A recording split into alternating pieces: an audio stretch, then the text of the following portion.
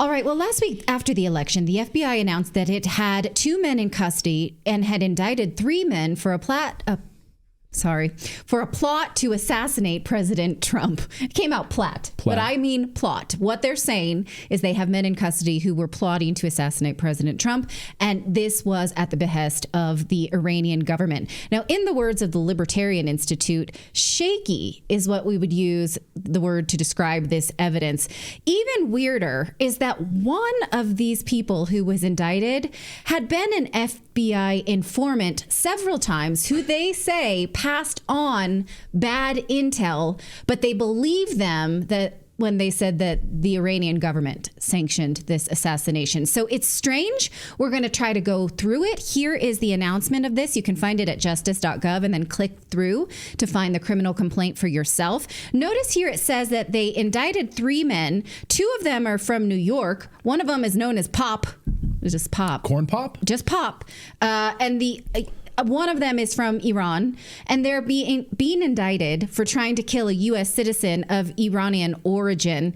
Obviously, that's not Donald Trump. He's not from Iran. So where is Trump in all of this? I'm going to show you in a minute. But the man mentioned here, Farhad Shakeri, he was in contact with the FBI at least 5 times. Here, they wrote out all the phone calls that they had between September and October of this year alone. Why is he talking to the FBI so much if he's planning to kill Trump? The indictment later says that on these calls, he passed along what they now know is bad information.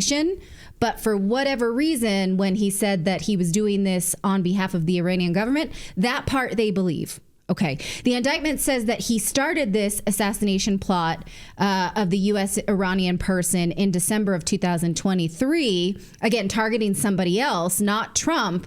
And it says that they wanted to kill this person because this Iranian U.S. citizen is an outspoken critic of the Iranian government. So that's why they wanted him. But somehow along the way, they were told to pivot to Trump, who they call victim 4. Take a look here, where they said, we're planning to kill this other dude, basically. But then we got this word to start to ditch that project and put on all your focus on surveying and ultimately assassinating former president of the United States, Donald J. Trump. Now, can you imagine the FBI's file on Trump? Because this here, in this file, he is victim number 4.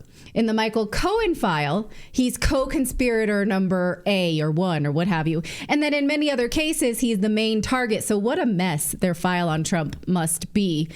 Now, how do we know that Pop and the other 2 were working on behalf of the government of Iran? The indictment just says that. But there's no sources, no backup. They just say, because Iran does this regularly, so that's why we're sure that they want this. There's no sourcing here. They don't prove it. They don't even seem to think they need to. So maybe they know that this is happening in a way they don't need to prove to us. But given how often the U.S. has sanctioned Iran over nuclear weapons that they have never proven, that threshold for wanting to see proof that this is from the Iranian government is pretty high now, right? We should demand proof of this. We should not believe them out of pocket. Now, I don't want to support a war based on lies and fall for another weapons of mass destruction narrative. So I think we need to see how they know that. That's what I'm asking. I want to know how. So we are led to believe that Iran wanted to kill Trump in and around October, even though in that same month, Trump publicly said that the U.S. has no business getting into a war with Iran. In fact, he said during a press conference in New Jersey, even before that, in August, he said, I'm not looking to be bad to Iran. We're going to be friendly, I hope, with Iran, but maybe not.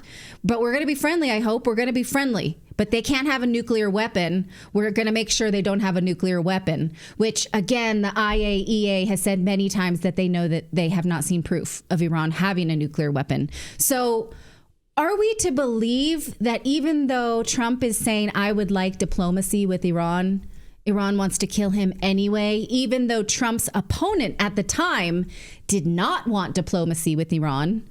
That's weird, right? Why would they want him and not the people who did want a war with Iran? J.D. Vance has said he's willing to hit Iran hard. So why Trump in this instance?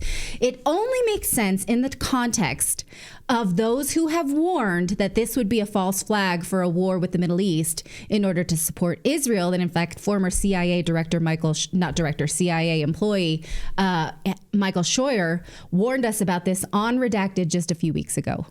They may be finished, Clinton, with shooters, but not with a truck bomb or an aerial weapon of some kind. And they can blame it on anybody. They've got all the gangsters in the country they need, and they can set them up. The FBI specialty is setting up Muslim terrorists. They get one not very bright Muslim suggest an operation.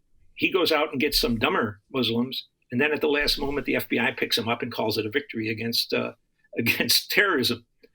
So there's lots of other options out there. And it depends on how many people they're willing to kill as to what option. Right now, they seem focused just on him. But if it's his family, if it's his children, if it's a bunch of people who just work for him, I think there's no hesitation on the part of the Democrats to preserve what they have to killing more than one person. Okay, that does seem a lot like what happened here. The FBI had this guy, Shakari. He, by the way, had been in prison in the U.S. for 14 years for robbery, and then they deported him to Iran in 2008. And then he went back to Iran, and we're led to believe that it was there he picked up this assignment to kill some other Iranian U.S. citizens and then pivot to President Trump. And then somehow was working through his surrogates in New York. The FBI does acknowledge that this guy gave them bad information all along, but they somehow believe him when he says that he's working for the Iranian government. It is all very much like the hypothetical that Michael Scheuer just laid out. So read it for yourself and let us know. Do you think that this is a flag in order to get us to support a war with Iran? Or is there something here that I didn't see? I welcome your comments very much.